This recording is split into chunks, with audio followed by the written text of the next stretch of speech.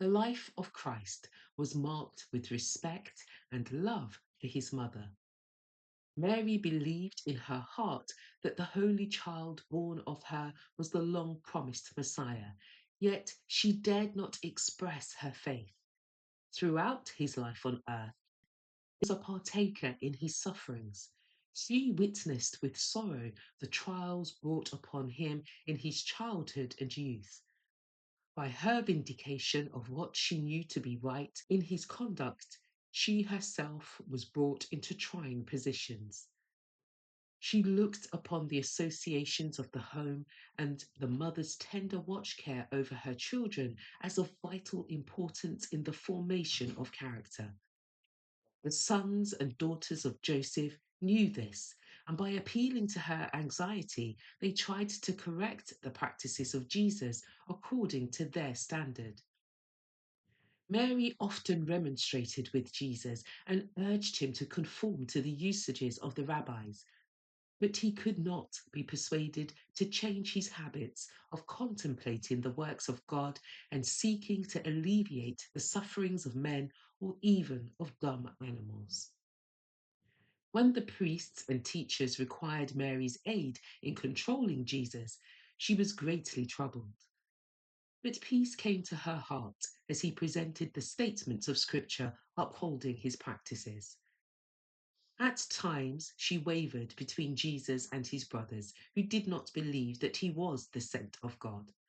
But evidence was abundant that his was a divine character. She saw him sacrificing for the good of others.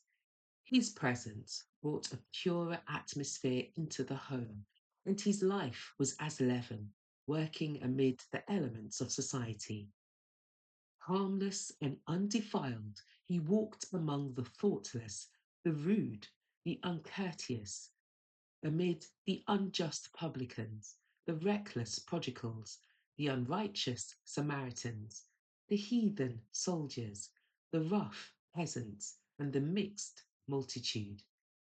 He spoke a word of sympathy here and a word there, as he saw men weary, yet compelled to bear heavy burdens. He shared their burdens and repeated to them the lessons he had learned from nature of the love, the kindness, the goodness of God. He taught all to look upon themselves as endowed with precious talents, which, if rightly employed, would secure for them eternal riches. He weeded all vanity from life, and by his own example taught that every moment of time is fraught with eternal results, that it is to be cherished as a treasure and to be employed for holy purposes. He passed by no human being as worthless, but sought to apply the saving remedy to every soul. In whatever company he found himself, he presented a lesson that was appropriate to the time and the circumstances. He sought to inspire with hope the most rough and unpromising, setting before them the assurance that they might become blameless and harmless, attaining such a character as would make them manifest as the children of God. Often he met those who had drifted under Satan's control and who had no power to break his snare.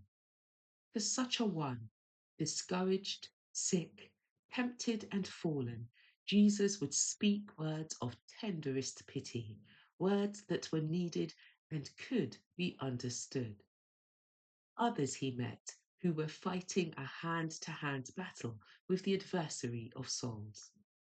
These he encouraged to persevere, assuring them that they would win, for angels of God were on their side and would give them the victory.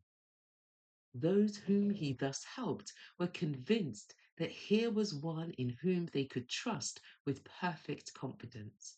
He would not betray the secrets they poured into his sympathizing ear.